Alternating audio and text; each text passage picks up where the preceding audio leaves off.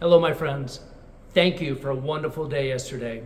I am so grateful that we were able to launch our campaign, Thriving Through Generosity, with just a wonderful abundance, not just of people, not just of music, not just of children. It was just an abundance of glory to God.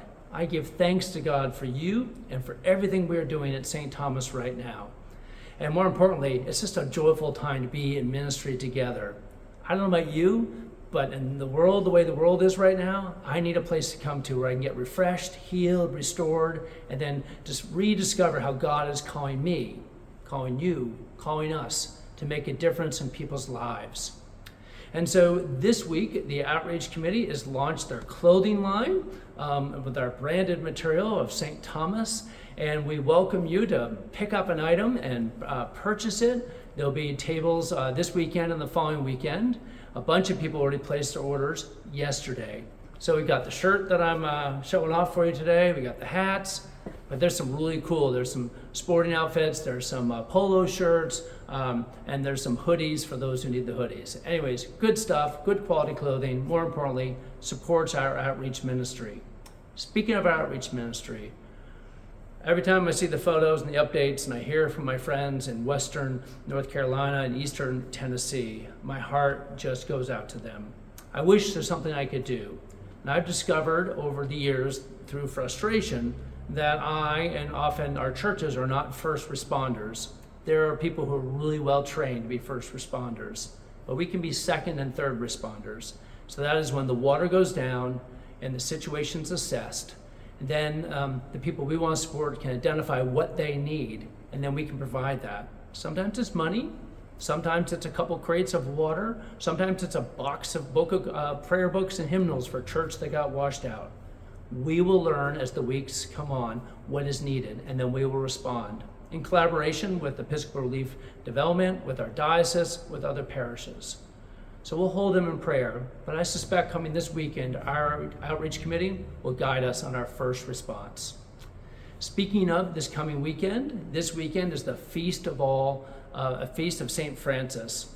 And St. Francis was just this image we have of God's presence in all of creation, in particular in animals, and that we as humans can be in relationship with them in loving relationships, and ones that are mutual and mutually benefiting. And so St. Francis was just awesome at that. And so we celebrate that in the animals in your life and in the world around us. So at 8 o'clock is a pet-free service.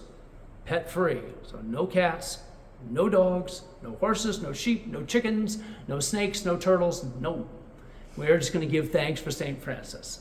And then following the formation hour, we will then gather in the sanctuary and we will do St. Francis with the animals. It's a bit of a circus, but it's our third year doing it, and it's just wonderful. Dogs do best on a leash, please.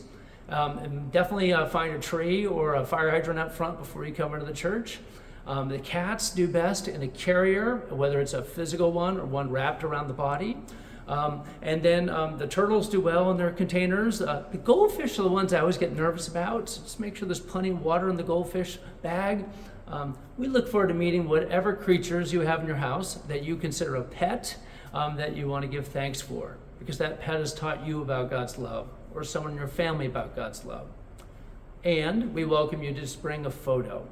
And that photo could be of a pet at home, or it could be a pet you've lost recently that you hold in your heart.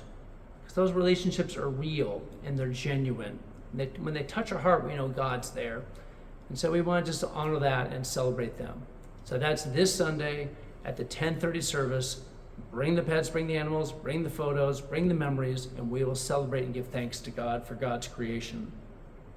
On Thursday this week, if you're available and got some free time, we welcome you to come to the church for daytime foyer. Great opportunity just to be in community. It's simple community. We're talking food, fellowship, and fun. And so just show up. And sometimes people bring a dish to be served and shared with others. Sometimes we just come as we are. There's always plenty for everybody. We welcome you to come this Thursday.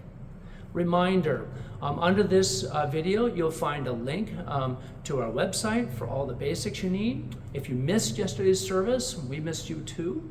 you can go and there'll be a link there to our YouTube channel, and you'll be able to go to the service and you can kind of fast forward to the parts you want to hear.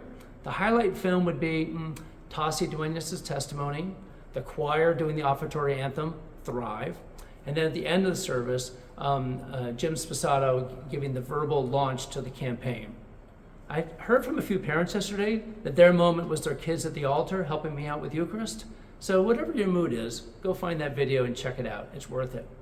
And then tomorrow at 12 noon tomorrow, we'll be leading the litany of election, prayer for peaceful elections. You all know what I meant. And join us either in person or live on our streaming. I hope you have a great week. God bless you.